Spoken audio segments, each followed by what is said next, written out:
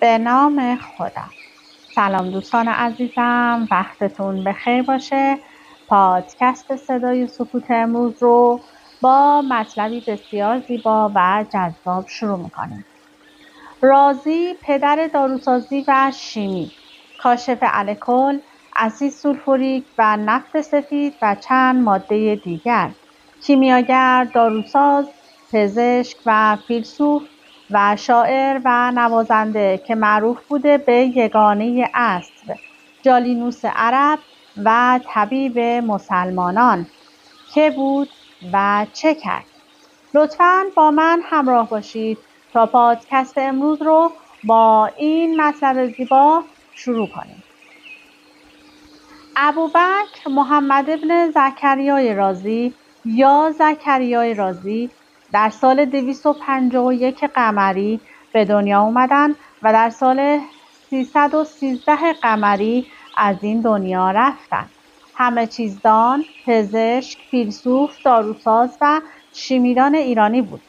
رازی آثار ماندگاری در زمینه پزشکی و شیمی و فلسفه نوشت و به عنوان کاشف جوهر کوگرد یا اسید سولفوریک H2SO4 و نفت سفید شناخته می شود.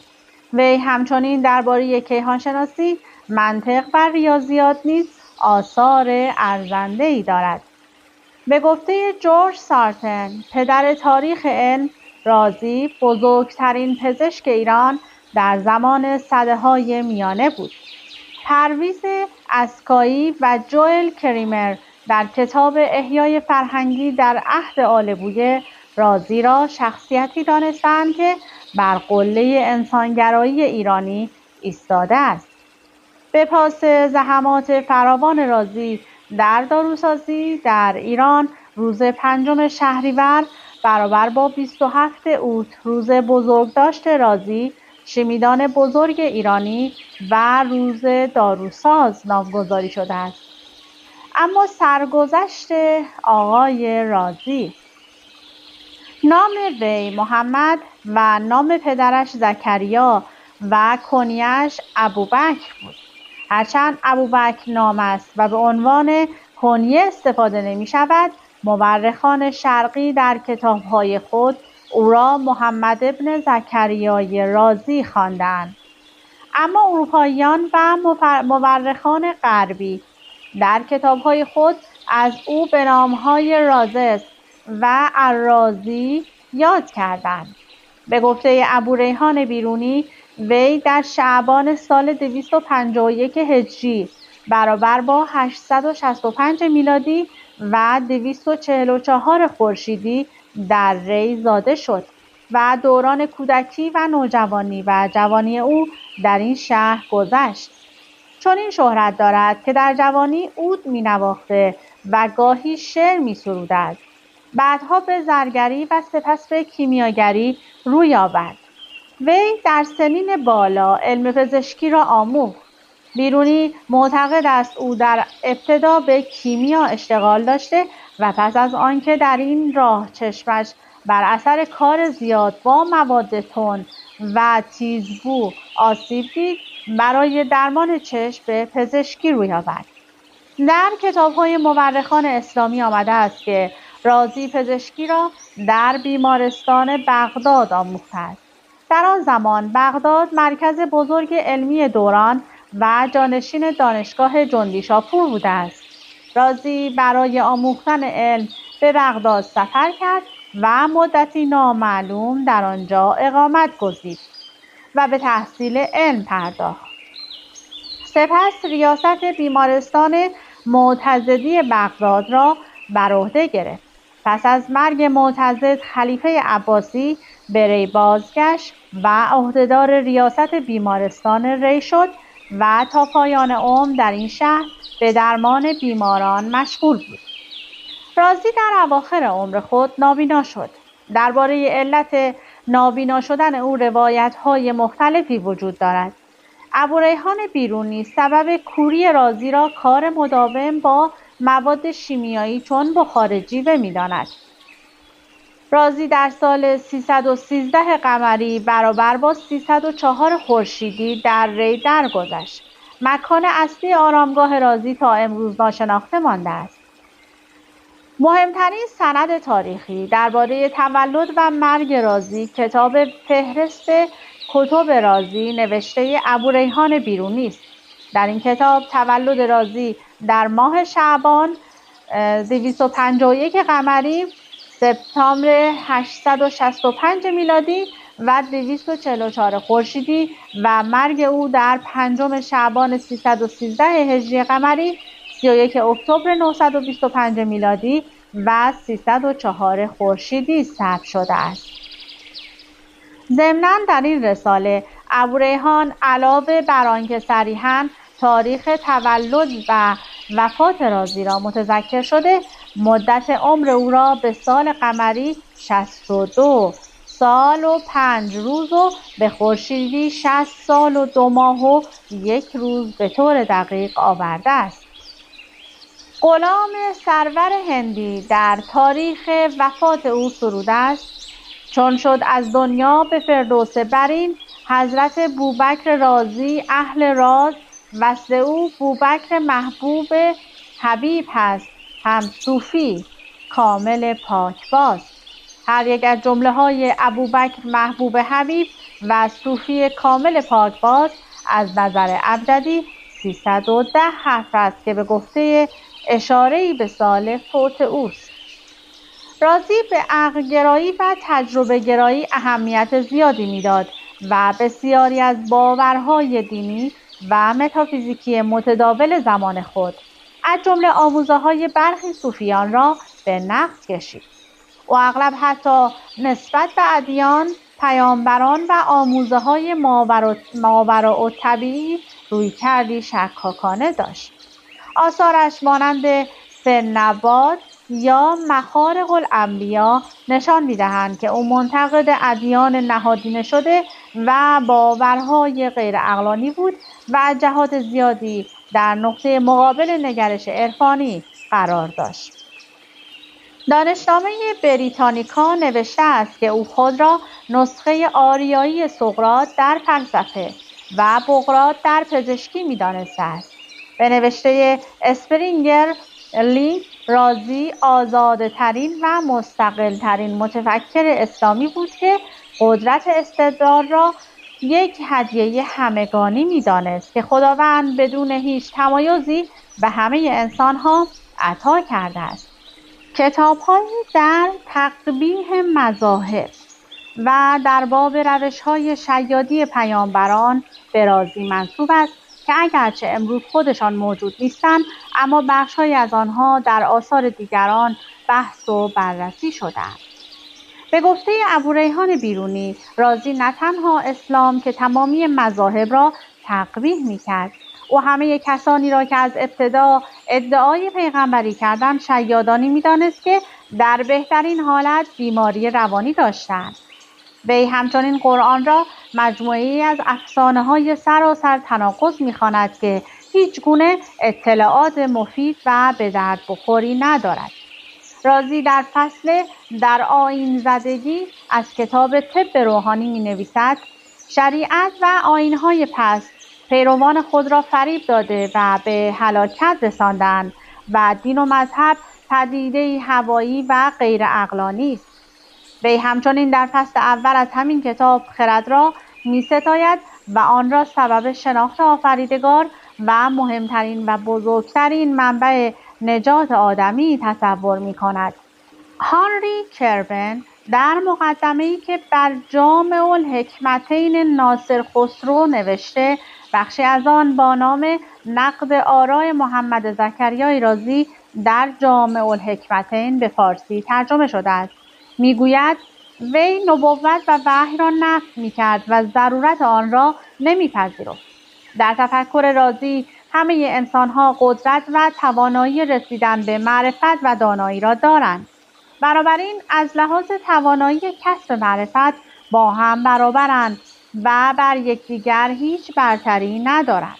از دیدگاه او مقتضای حکمت و رحمت الهی این است که انسان‌ها همگی به منافع و مضار خود صاحب علم باشند و اگر خدا قومی را به نبوت اختصاص دهد، به این معناست که آنها را بر دیگر انسانها برتری داده و این برتری باعث جنگ و دشمنی و در نهایت هلاکت انسانها می شود که این با حکمت و رحمت الهی سازگاری ندارد. کتاب‌های زیر به این اعتقاد وی اشاره دارند. فعل نواد که دیگران به طعن و استهزا نام آن را نقض الادیان نهادند. فی حیلة المتنبئین دیگران به طعن نام آن را مخارق الانبیا گذاشتند. دو کتاب بالا اکنون در دست نیست، اما جنیفر مایکل در کتاب خود نقل قول‌هایی از کتب بالا می‌آورد.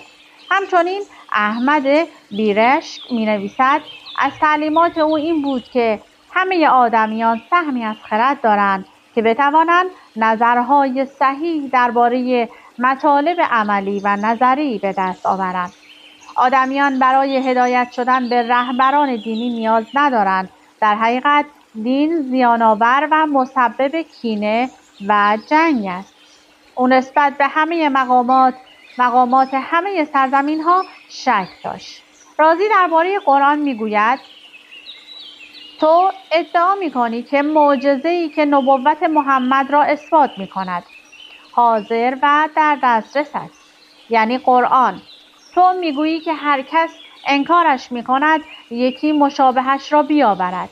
در واقع ما می‌توانیم هزاران مشابه آن را بیاوریم از آثار لفاظان، فصیح‌گویان و شاعران که بسیار بهتر از قرآن جمله بندی شده‌اند و مفاهیم را موجزتر می‌رسانند. آنها معانی را بهتر می‌رسانند و وزن شعری بهتری دارند. آنچه تو می‌گویی ما را شگفت زده می‌کند. تو درباره کتابی سخن می‌گویی که مشتی افسانه باستانی را باز می‌کند و در عین حال سراسر تناقض است و هیچ اطلاعات یا توضیح مفید و به درد بخوری نیز ندارد و آنگاه تو می‌گویی چیزی شبیه آن بیاور. وی همچنین انتقاداتی بر ادیان دیگر دارد. از جمله آثار انتقادی وی نسبت به ادیان دیگر کتابی به نام رد سیستم ثانوی ردی بر مانویت است. به طور کل رازی برخلاف فیلسوفان بسیاری از جمله ابونصر فارابی و ناصر خسرو سازش بین فلسفه و دین را ممکن نمی‌دانست و ضمن انکار وحی و معجزه غالب معجزات را از مقوله افسانه‌های دینی می‌خواند که بعد از پیامبران پدید آمدند. رازی باور داشت یک عقل برترین نعمت خداوند حکیم به آدمی است و به کمک آن می‌توان تمام امور معیشتی و معرفتی را حل و فصل کرد. عقل به تنهایی برای شناخت امور خیر و شر و نافع و مضر زندگی، برای معرفت اسرار الهی، برای تدبیر امور معاش و طلب علوم و صنایع کفایت می‌کند. پس نیازی به افرادی برای هدایت مردم وجود ندارد. 2. همه در وجودشان استعداد فهم حقایق الهی را دارند و خداوند حکیم نیازی به برتری دادن بخشی از مردم تحت عنوان نبی بر دیگر مردمان ندارد. همه مردم در حالی متولد می‌شوند که از نظر عقل و هوش مساوی‌اند. لذا تفاوت بین مردم ناشی از مواهب فطری و استعدادهای طبیعی نیست، بلکه تنها به سبب پرورش، جهت‌دهی و تربیت این مواهب و استعدادهاست. 3. پیروی مردم از انبیاء گوناگون باعث استحکام دشمنی، پیدایش نزاع‌ها و هلاکت مردم می شود. اما همچنین کاری از خداوند حکیم بعید است. 4. گفته‌های انبیا یکدیگر را نقض می‌کنند و تا وقتی ایشان مدعی‌اند که از جانب مصدر واحد که خداوند است سخن می‌گویند، باید دانست که ایشان حقیقت را نمی‌گویند و بر این اساس نبوتشان باطل است. همکنون به گفته‌های این قوم پیامبران و تناقض‌های بین آنها نظر می‌افکنیم. عیسی خود را پسر خدا می‌پندارد. موسی معتقد است که خدا پسر ندارد. محمد بر این باور است که او مخلوقی مانند سایر انسان هاست. مانی و زرتشت با موسی و عیسی و محمد در مورد قدیم وجود عالم و سبب خیر و شر اختلاف نظر دارند. مانی نیز با زرتشت بر سر کونین، نور و ظلمت و جهان مربوط به هر یک از آنها مخالفت دارد. محمد معتقد است که مسیح کشته نشده. یهود و نصارا این گفته محمد را منکر شدند و معتقدند مسیح کشته و به صلیب کشیده شده است. 5. قرآن پر از اساطیرالاولین است که چیزی نیستند جز خرافات و میتوان از آن بلیغ‌تر و فصیح‌تر، روانتر، اسلوب مدارتر و خوش آهنگتر نیز یافت. 6. در قرآن تناقض‌هایی وجود دارد، چنانچه برخی آیات دال بر جبر و برخی دیگر دال بر اختیار هستند. همچنین توصیفات خدا به عنوان لیس کمثله شیء در تضاد با توصیفاتی هستند که در آنها تشبیه اتفاق افتاده است. برای خدا بدن و وجوه انسانی در نظر گرفته شده است، مانند الرحمن علی العرش استوی، طه آیه 5، یحمل عرش ربک فوقهم یومئذ ثمینه، سوره حاقه آیه 17 و الذین یحملون العرش و من حوله، سوره غافر آیه 7 و همچنین این سخن پیامبر که میگوید یک طرف عرش بر دوش اسرافیل است و آن از گرانباری ناله می کند. 7. به صورت کلی اصل تحدی بیهوده است، چرا که در توان انسان نیست که کاملا همانند چیزی را بیاورد که شخص دیگری عرضه کرده است. زکریای رازی در مناظره‌ای با مخالفانش ابو حاتم رازی به او میگوید که شما هم نمیتوانید چیزی همانند مطالب کتاب‌های اصول هندسه و المشسی و غیره را عرضه کنید. 8. فایده حاصل از کتاب‌های علمی و امثال آنها عموماً از نفع قرآن و کتاب‌های دینی بیشتر است، زیرا کتاب‌های دسته اول حاوی دانشند که منشأ فایده برای زندگی مردم و احوال دنیای آنانند، در حالی که کتب دسته دوم منفعتی در بر ندارند. اگر قرار باشد کتابی را حجت بدانیم، شایسته تر است که کتاب‌های اصول هندسه و المشسی که منجر به شناخت حرکات افلاک و ستارگان می‌گردند و همچنین کتاب‌های منطق و کتاب‌های پزشکی که در بردارنده دانشی اند که برای بدنها سودمندند حجت نامیده شوند، نه کتاب‌هایی که نفع و ضرری نمی‌رسانند و مجهولی را معلوم نمی‌کنند، منظور کتب دینی. 9. برای کسب علم نیازی به پیامبران و امامان نیست و عقل کفایت می‌کند. علم را از 3 روش می‌توان اندوخت. نخست تحصیل عقلی بر پایه قواعد شناخته شده بحث و برهان. دوم نقل روایت صحیح از سلف به خلف و تا بی نهایت مانند علم تاریخ. سوم فطرت و غریزه که به واسطه آنها انسان می‌تواند آنچه برای زندگی و بقایش نیاز دارد را بدون معلم، فعالیت‌های ذهنی و آموختن از راویان درک کند. رازی در پاسخ به این پرسش که اگر نبوت باطل است پس چرا شمار زیادی از مردمان جهان پیرو و علاقه‌مند انبیا هستند، 4 چیز را در رونق نظریه نبوت مؤثر برمی‌شمارد. 1. تقلید. دینداران دینشان را از روی تقلید از رهبرانشان پذیرفتند و اندیشه و بحث در باب اصول دین را کنار نهادند. 2. سلطه و ترساندن. رهبران جامعه کفر کسانی که با روایت دینی رسمیشان مخالفت کنند را حتمی دانسته و بر کسی که مطالبه دلیل کند از خشم از جا میپرند و او را مهدورالدم میشمارند و دیگران را بر قتل او تحریک میکنند. 3. منبع اندیشه ورزی. رهبران جامعه دیگران را از بحث و اندیشه منع کردند و از خود روایاتی را نقل کردند که وجود ترک اندیشه ورزی در دیانت را میرسانند. اینها چند نمونه از این دسته روایات است. جدل و شک در دین کفر است. الجدل فی الدین و المراء فیه کفر. هر کس دین خود را در معرض قیاس قرار دهد تا جهان باقی است در اشتباه خواهد ماند. من عرض دینه للقیاس لم یزد دهر فی التباس. در الله تفکر نکنید بلکه در مخلوقات وی اندیشه کنید. لا تتفکروا فی الله و تتفکروا فی خلقه. در سر الهی است و در آن بحث و مناقشه نکنید. القدر سر الله فلا تخوضوا فیه. از تعمق دوری کنید، چه بسیار از پیشینیان که بر اثر تعمق هلاک شدند. ایاکم و تعمق فان من کان قبلکم هلک بالتعمق. 4. عادت کردن و استمرار یافتن عمل به معتقدات یک مجموعه باورها که زمانی بدانها گردن نهاده شده، آن معتقدات را به پدیده طبیعی و غریزی تبدیل می کند. 5. ظاهر فریبنده. پیشوایان دین می‌کوشند با مظاهر خارجی همچون البسه سفید و ریش بزی و سر و وضعی جمعی از مردان و زنان و کودکان ضعیف را گرد خود آرند و باورهای خویش را به جان این ساده دلان تسری دهند. دیدگاه منتقدان.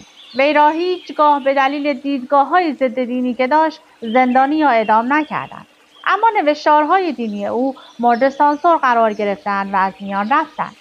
گروهی معتقدند که این تفکرات رازی موجب خشم علمای اسلامی علیه او شد و او را ملحد خواندند و آثار او را رد کردند و دست به نابودی آنها زدند. ابو حاتم رازی در کتاب اعلام النبوة نوشته: این ملحد با عقل معیوب و نفس و رأی ضعیف خود کلامی در ابطال نبوت تصنیف کرده است. کسانی چون ناصر خسرو، ابن حزم و موسی بن میمون او را نادان و مهووس و بیباک و سخنان او را دعاوی و خرافات بیدلیل، هوس و هذیانات خواندند.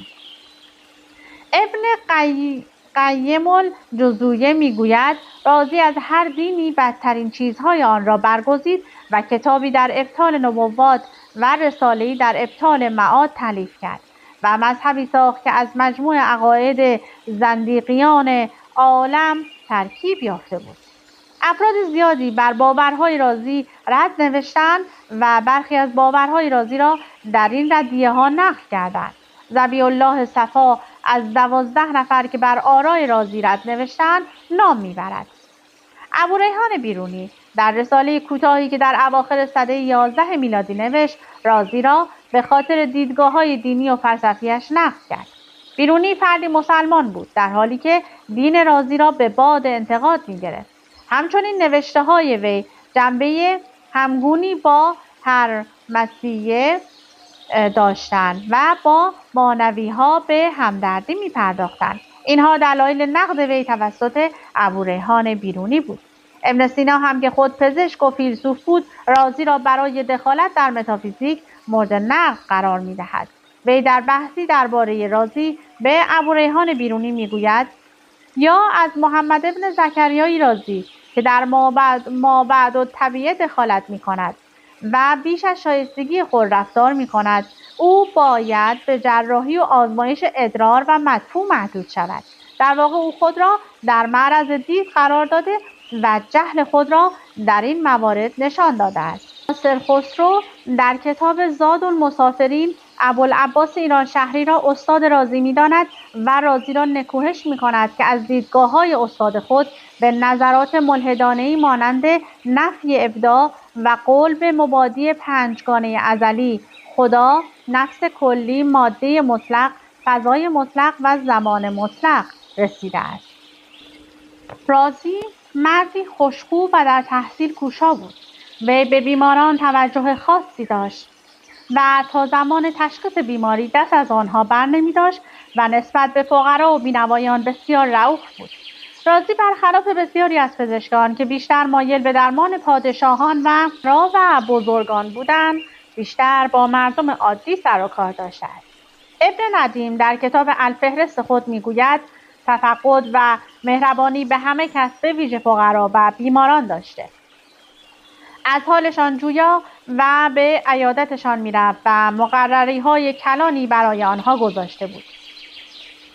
رازی در کتابی به نام صفات بیمارستان میگوید هر کس لایق طبابت نیست و طبیب باید صفات و مشخصه‌های ویژه‌ای داشته باشد. رازی درباره جاهل عالم نما افشاگری‌های متعددی صورت داده است و با افراد کم سواد که خود را طبیب می‌نامیدند و اطرافیان بیمار که در طبابت دخالت می‌کردند به شدت مخالفت می‌کرد و به همین سبب مخالفان زیادی داشت. درباره استادان و پیشکسوت‌های رازی میان کارشناسان و تاریخ‌نویسان اتفاق نظر وجود دارد. گروهی او را در پزشکی شاگرد علی ابن ربیع طبری و در فلسفه شاگرد ابوزید بلخی می‌دانند و ابوالعباس ایرانشهری را استاد وی در گیتی شناسی می‌پندارند. اما عده دیگر بنابر شواهد و دلایلی این موضوع را رد می‌کنند. ناصر خسرو در زادالمسافرین صفحه 98 از شخصی به نام ایرانشهری به عنوان استاد و مقدم محمد زکریا نام میبرد، اما هیچ نشانی از این شخص به دست نیامده است. از یحیی بن عدی، ابوالقاسم مقانعی، ابن قارن رازی، ابوالغنائم طبیب، یوسف بن یعقوب، محمد بن یونس و ابوالحسن طبری عنوان شاگردان رازی یاد شده است. در مورد آثار رازی در رقعه‌نامه دهخدا آمده است: ابن ندیم در کتاب الفهرست خود تعداد آثار رازی را 167 و ابوریحان بیرونی در کتاب فهرست کتاب در ریاضیات و نجوم، 7 کتاب در تفسیر و تلخیص و اختصار کتب فلسفی یا طبی دیگران، 17 کتاب در علوم فلسفی و تخمینی، 6 کتاب در مافوق الطبیعه، 14 کتاب در الهیات، 22 کتاب در کیمیا، 2 کتاب در کفریات از دید اسلام باوران، 10 کتاب در فنون مختلف که جمعاً بالغ بر 184 مجلد می شود و ابن ابی السیبه در عیون الانبا فی طبقات الاتباع 238 کتاب از برای رازی برمی شمارد. محمود نجم آبادی استاد دانشگاه تهران در سال 1339 کتابی به عنوان مؤلفات و مصفحات ابوبکر محمد بن رازی نوشته است که به وسیله انتشارات دانشگاه تهران چاپ شده است.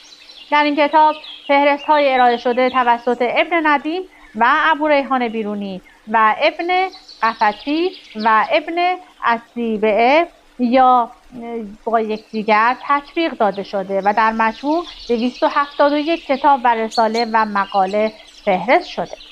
برخی از این کتاب‌ها: الحاوی، الکناش المنصوری، المرشد، من لا یحضره الطبیب، کتاب الجدری و الحصه، دفع مضار الاغذیه، الابدال، طب روحانی، طب منصوری هستند.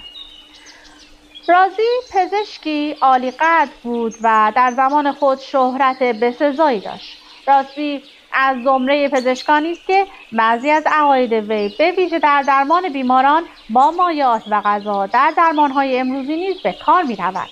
پزشکان و پژوهشگران از کتاب‌ها و رسالات رازی در سده‌های متعددی بهره بردند. ابن سینا رازی را در طب بسیار عالی مقام می‌داند و می‌توان گفت برای تألیف قانون از الحاوی رازی استفاده فراوان کرده است. ابن خلکان کاستیلونی از رازی به عنوان سردسته پزشکان عملی و کلینیسین نام بردند. می‌توان گفت که رازی جزء نخستین پزشکانی است که تجربه و آزمایش را وارد علم طب کرده است. رازی پیش از پزشکی به کیمیا مشغول بوده و اطلاعات زیادی درباره مواد داشته است. او نخستین کسی است که استحالات شیمیایی را وارد طب کرده است. آبله و سرخک. رازی نخستین کسی است که تشخیص تفکیکی بین آبله و سرخک را بیان داشته است. وی در کتاب آبله و سرخک خود به علت بروز آبله پرداخته و سبب انتقال آن را عامل مخمر از راه خون دانسته است.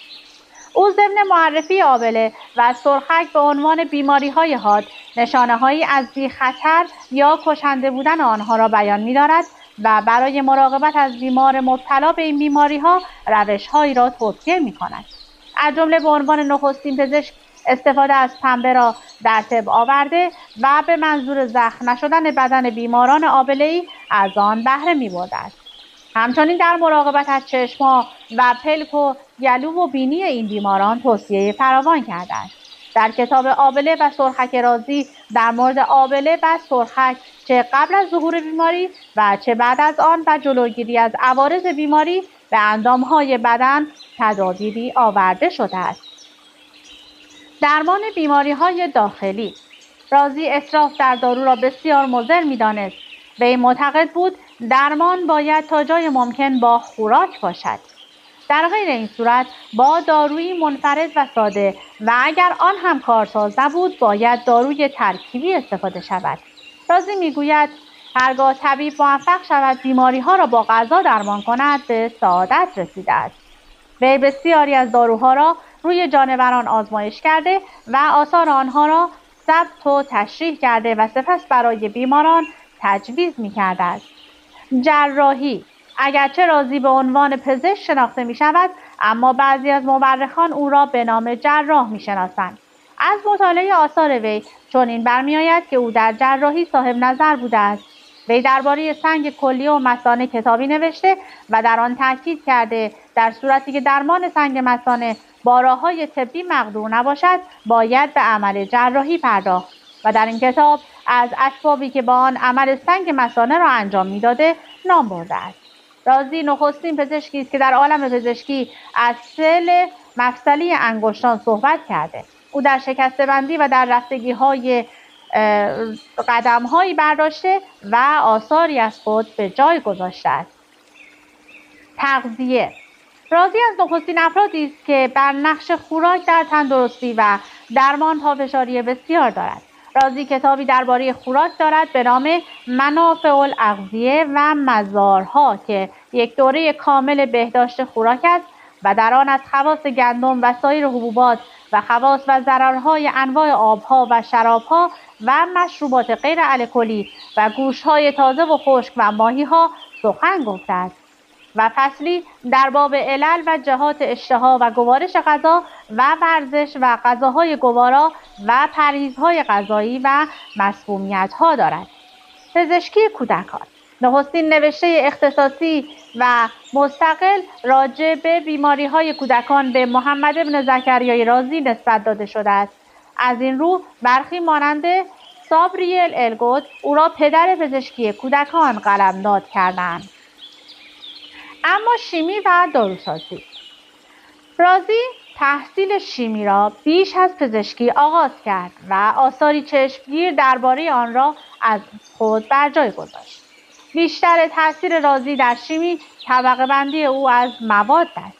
وی با آنکه کیمیاگری را باور دارد پایه‌گذار شیمی نوین است. بعضی کیمیاگران معاصر در ایران نوعی از تبدیل ناقص فلزات به طلا را تبدل رازی می‌نامند. در کتاب سرالاسرار او می‌خوانیم که مواد را به دو دسته فلز و شبه فلز به گفته او جسد و روح تقسیم می‌کند و اگر در این زمینه اشتباهاتی می‌کند چندان گریزی از آن ندارد. برای نمونه جیوه را شبه فلز می‌خواند در صورتی که فلز بودن جیوه اکنون آشکار است. در برخی منابع فارسی به اشتباه رازی را کاشف الکل می‌شمارند اما در واقع او تنها در آثار خود به فرآیندهای تخدیر مواد مختلف اشاره کرده است. او احتمالاً الکل یا اتانول را از طریق تخدیر شراب جدا کرده و از آن به عنوان حلال یا ماده‌ای با کاربرد پزشکی استفاده کرده است. با این حال دانش تخدیر پیش از رازی از جمله توسط جابر بن حیان در قرن هشتم میلادی شناخته شده بود و تولید مواد الکلی در تمدن‌های دیگر نیز سابقه داشته و برخلاف تصورات رایج رازی الکل را کشف نکرد بلکه به توسعه روش‌های تخدیر و کاربردهای پزشکی آن کمک نمود. کشف‌های بسیار به رازی نسبت داده می‌شود، از جمله از تاثیر محیط قلیایی بر کان پیلیت اسید سولفوریک فراهم کرد و با داشتن اسید سولفوریک به دست آوردن دیگر اسیدها آسان بود. از تاثیر آباهک بر نشادر کلورید آمونیوم اسید کلوریدریک به دست آورد. با اثر دادن سرکه با مس، اسیتات مس یا زنگار تهیه کرد که با آنها زخم را شستشو می‌دادند. از سوزاندن زرنیخ، اکسید آرسنیک یا مرگ موش فراهم کرد. برای نخستین بار از نارنج اسید سیتریک تهیه کرد. او نخستین پزشکی است که داروهای سمی آلکالوئیدی ساخت و از آنها برای درمان بیمارانش بهره گرفت. گرچه صابون کشفی باستانی است، ولی دستورالعمل‌های ساخت صابون توسط رازی نیز شرح داده شده. او همچنین دستور تهیه گلیسرین را از روغن زیتون ارائه داد. رازی مانند جالینوس باور داشت که یک پزشک برجسته باید یک فیلسوف نیز باشد. رازی از تفکرات فلسفی رایج عصر خود که فلسفه ارسطویی افلاطونی بود پیروی نمی‌کرد و عقاید خاص خود را داشت. در نتیجه مورد بدگویی اهل فلسفه همعصر و پس از خود قرار گرفت. رازی را می‌توان برجسته‌ترین چهره خردگرایی و تجربه‌گرایی در فرهنگ ایرانی نامید. وی در مقایسه در فلسفه به سقراط و افلاطون متمایل بود و تأثیراتی از افکار هندی و مانوی در فلسفه وی به چشم می‌خورد. با این وجود هرگز تسلیم افکار مشاهیر نمی‌شد، بلکه اطلاعاتی را که از پیشینیان به دست آورده بود مورد مشاهده و تجربه قرار می‌داد و سپس نظر و قضاوت خود را بیان می‌داشت و این را حق خود می‌دانست که نظرات دیگران را تغییر دهد یا تکمیل کند. جز در مواردی که در نوشته‌های مخالفان آمده است، از آراء رازی اطلاع دقیقی در دست نیست. در نظر رازی جهان جایگاه شر و رنج است و تنها راه نجات عقل و فلسفه است و روانها از تیرگی این عالم پاک نمی‌شود و نفسها مگر از طریق فلسفه از این رنجها رها نمی‌شوند. در فلسفه اخلاق رازی مسئله لذت و رنج اهمیت زیادی دارد. از دید وی لذت امری وجودی نیست، یعنی راحتی از رنج است و رنج یعنی خروج از حالت طبیعی به وسیله امری اثرگذار و اگر امری ضد آن تأثیر کند و سبب خلاص شدن از رنج و بازگشت به حالت طبیعی شود ایجاد لذت می کند. ابن میمون پیرامون نظرات رازی درباره رنج و مسئله شر در دلائل الحائرین میگوید رازی کتابی مشهور دارد که عنوان الهیات بر آن گذاشته، اما متضمن هذیانات و نادانی‌های بزرگ اوست و از جمله موضوعاتی که بدان پرداخته یکی این است که در هستی شر بیشتر از خیر است و مدعی شده که اگر بین مدت زمان راحتی و لذات انسان با مدت زمانی که آدمی متحمل رنج و دردهای دشوار و آفات و آسیب‌ها و سختی‌ها و غم‌ها و نکبت‌ها می‌شود مقایسه کنی، متوجه می‌شوی که وجود انسان چیزی نیست جز نقمت و شر عظیمی که برایش در نظر گرفته شده است و برای اثبات این رأی خود شروع می‌کند به استقراء بلایا تا به واسطه آنها در برابر پندار اهل حق مبنی بر اینکه خداوند متعال وجود آشکار خود را در هستی تفضل کرده و او خیر محض است و هر آنچه به تصویر در میآید نیز قطعاً چیزی جز خیر محض نیست مقاومت کند. ویژگی رازی در این بود که بنای فلسفه خود را نه بر مبنای دو فرهنگ مسلط یونانی و اسلامی که بر مبنای فلسفه ایرانی و بابلی و هندی پایه‌گذاری کرده بود. مهمترین سؤال فلسفی او این بود اگر خدا خالق جهان است چرا پیش از خلق جهان را خلق نکرد؟ در مابعدالطبیعه رازی 5 اصل خالق، نفس کلی، هیولی، اولا، ماده اولیه، مکان مطلق و زمان مطلق یا دهر وجود دارند که قدیم هستند و همین موجب شد که مسلمانان او را دهری بدانند. رازی کیمیا را به عنوان بخشی جدایی ناپذیر از فلسفه در نظر می گرفت و بر این باور بود که یک فیلسوف واقعی کسی است که کیمیا بداند. علاوه بر این وی معتقد بود فلاسفه‌ای مانند افلاطون، ارسطو و جالینوس کیمیا را می شناخته و انجام می دادند. این دیدگاه نشان دهنده پیوند فلسفه و کیمیا در هرمسگرایی و مکاتب بعدی کیمیاست. با این حال رازی نخستین کسی بود که با انکار اهمیت نمادین مواد و عناصر قدم در وادی تبدیل کیمیا به شیمی گذاشت. رازی دارای یک نظریه پیشرفته در باب حرکت برخلاف نظریه ارسطو بود که مدعی بود حرکت مستلزم محرک است. استدلال رازی این بود که موجود جسمانی ذاتاً و به صورت درون دایره‌ای دارای حرکت است اما این حرکت ضرورتاً قابل مشاهده نیست. تفسیر دیگر این نظریه مشابه دیدگاه گوتفرید لاینسس در مورد حرکت است که بعدها توسط ملا صدرا در نظریه گسترش یافت که به حرکت جوهری معروف شد. گفته می شود رازی به 5 اصل قدیمی یا ازلی خدا، نفس کلی، ماده مطلق، فضای مطلق و زمان مطلق باور داشت. او معتقد بود اشیاء موجود قابل تقلیل به ذرات جزئی هستند که خودشان غیر قابل تقسیم هستند. شاید بحث برانگیزترین بحث نگاه او به عهد الهی باشد. او مدعی بود که وجود شر در جهان که از خیر پیشی میگیرد به دلیل آن است که این جهان بهترین جهان ممکن نیست. او معتقد بود که قدرت عقل برای رسیدن به حقیقت کافی است و کسی که از قدرت عقل برخوردار است، یعنی فیلسوف، هیچ نیازی به وحی ندارد و میتواند خودش نسبت به خداوند علم پیدا کند. این انکار ضرورت نبوت بود که باعث شد به شدت از سوی فلاسفه اسماعیلی نظیر ابو حاتم رازی مورد انتقاد قرار بگیرد. رازی امیال دنیوی را مانعی در نظر می‌گیرد که می‌تواند قدرت برهان و امکان تحقق را کاهش دهد. او معتقد بود که فیلسوف واقعی باید بر چنین امیالی به عنوان بخشی زنده از یک حیات فلسفی غلبه کند. رازی عقل و استدلال در معنای یونانی را با نهایت عزت به عنوان موهبت الهی در نظر می‌گرفت. ارجاعات مکرر او به فلاسفه یونانی به معنای احترام او برای شخصیت‌هایی است که آنها را استادان استفاده درست از استدلال خوانده است. در این حال رازی خود را فروتر از آنها در نظر نگرفته، بلکه خود را برابر با افلاطون و ارسطو می‌دانسته است.